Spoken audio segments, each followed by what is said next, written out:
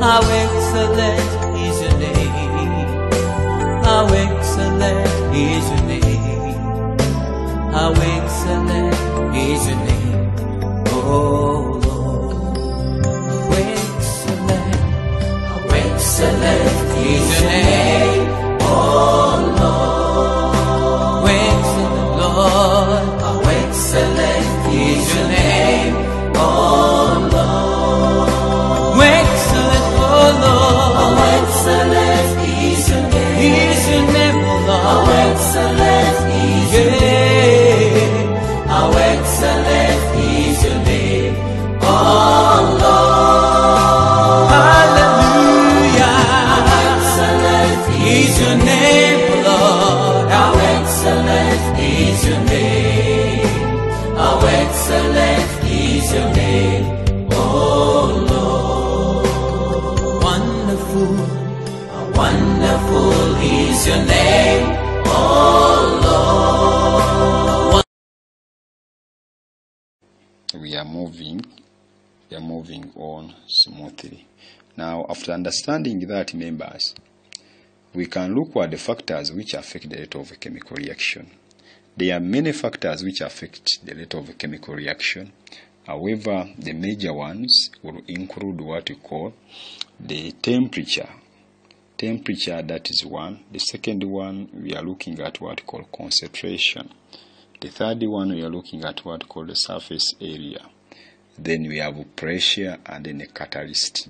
So each of those factors affect the speed of reaction differently. So let me first consider temperature. As you see in your notes, somewhere you'll scroll downwards, you'll see the effect of temperature.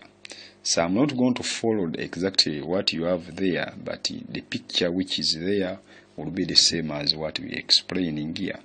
So what we are saying, if you are looking at temperature, remember, from kinetic theory in your senior one work, when you increase the temperature, you increase kinetic energy. So what happens here? When you increase the temperature, you increase kinetic energy of the reacting particles. But still remember, members, that when you increase kinetic energy, remember from principles of physics, in science, we have to transfer knowledge. When you take now principles of physics, the increase in kinetic energy increases the velocity or the speed. Don't forget that. So we are seeing that you are increasing temperature of the reactants. When you increase the temperature of the reactants, what are we going to see? You are going to see that the kinetic energy of the particles will increase. Members, when you increase kinetic energies of the particles, we are saying from principles of physics, you are going to increase the velocity or the speed of the reacting particles. Then when you increase the speed of the reacting particles, still you will discover that the particles are going to be near each other. And when they become near each other, the particles are going to collide with each other. So when they are colliding, it means in science you are increasing chances of collision. You are increasing chances of collision. So when you increase chances of collision, more reactants will be converted into the products. That is how we can wrap up effect of temperature. So we can simplify by saying the higher the temperature, the higher the kinetic energy of reacting particles. The higher the kinetic energy of the reacting particles, the higher the speed or the velocity or the mobility of the particles. The higher the velocity of the particles, it is always the higher the chances of collision. The higher the chances of collision, now the higher the rate at which the reactants are converted into the what? Into the products. Then and vice versa. So from there, what we are saying that we have talked about temperature. So we can also look at now what we call concentration. Now, before you leave temperature, it implies that when you are doing any reaction at high temperature, the speed of reaction is going to be high. At low temperature, the speed of reaction will be low. Take an example when you're operating at 20 degrees and 30 degrees. The speed of reaction at 20 degrees will be slow. At 30 degrees will be higher. and so on. So when you come to concentration, concentration is also very simple. When you increase concentration, you increase the number of reacting particles. Don't forget that one, members. So when you increase the number of reacting particles, we are seeing that the particles are going to be more close to each other.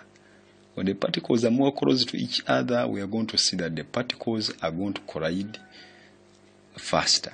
The rate of collision will increase, and when the rate of collision increases, we are seeing that more reactants will be converted into more products. That is in a unit what? In a unit time.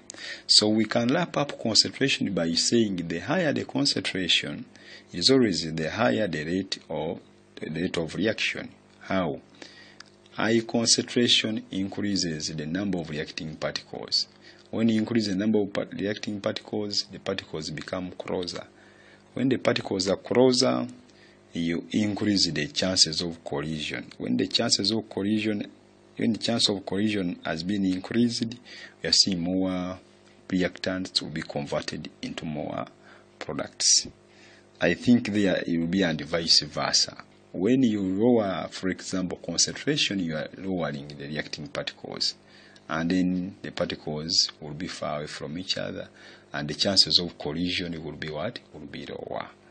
Then less reactants will be converted into the products. This implies that when you are operating in the laboratory, and for example you have a reaction you are carrying out at a high concentration, like 1 molar, and then 0.1 molar. A reaction at 1 molar will be faster than a reaction of 0.1 molar. That one is always shown in the graphs when they are asking you different graphs, operating at low molarity and high molarity. High molarity will give us a higher, faster speed of a reaction. Then from there we can look at another factor which we are calling surface area. Surface area can be depicted by basing on, for example, powdered reactants and granulated reactants. If you make a flashback in senior 2, you talked about preparation of hydrogen gas.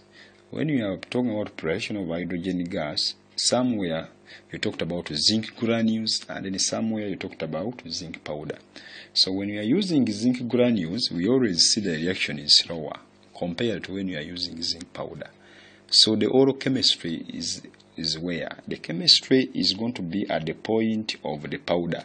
When you are using the powder, we are discovering that the powder is going to be with a larger surface area. That when you are using the granules, you are going to see that we have a smaller surface surface area. Therefore, the more fine the reactant is going to be, the larger the surface area. And the larger the surface area, it is always the faster the reaction, or the higher the rate of reaction or chemical reaction. Why? When you increase surface area, you increase the area of contact between the reacting particles. So when the area of contact has been increased in between the reacting particles, chances of the particles meeting with each other increases. That is a collision, and therefore more reactants will be converted into more products. Take note of that. So when you are using zinc granules, the reaction is slower than when you are using zinc powder. When you are using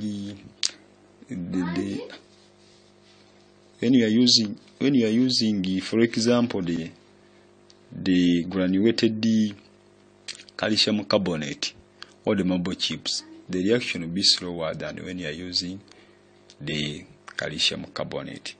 So take a note of that. Now, other factors, we are saying pressure. Now, pressure, we are seeing that pressure mainly affects gaseous reactants which are gases in nature. And this pressure favors the side with the fewer number of moles. We are going to take an example of a reaction which you will see in your notes there of the double process. That is ammonia, that is nitrogen and hydrogen to form ammonia. So you'll find that the number of moles on the left hand side are more than the number of moles on the right hand side. So you will find that the pressure, when you increase the pressure is going to compress the side with the fewer number of moles. So this time now round, because of the many moles on the right hand side and the fewer moles on the left hand side, when you increase the pressure will push the reaction more to your right hand side. That is forming more ammonia. That is at higher pressure. But when you lower pressure will favor backward reaction. Therefore, pressure is considered in terms of reversibility of a reaction. Is a reaction going in a forward and backward direction? Is it reversible and simple? So if the moles are more on the left hand side and less on the right hand side and increase pressure will favor the forward reaction. If the moles are more on the right hand side and fewer on the left hand side, when you increase pressure will favor the left hand side. So there is some shifting of a reaction. The reaction will be shifting from the side with more moles to the side with smaller or fewer moles when you increase pressure. So those are the main factors. So we are going to look at the notes there, and then we are going to try next time to look at a curve by a curve to see how you can reach them with the factor itself. However, now my assignment which you are going to try to answer for me will be that briefly describe how you can determine the rate of a reaction or a chemical reaction experimentally. When you say describe, of course you have to show how you do it. That is describing now. So remember a question when it doesn't require to do a diagram, you don't do a diagram unless they have said it with the aid of a diagram, unless there is a diagram needed. But if the question is plain like that, they don't task yourself to do a diagram unless they have told you to do a diagram. For today, that one is enough. So next time I'll wrap up with the still rate of a chemical reaction. Thank you for listening.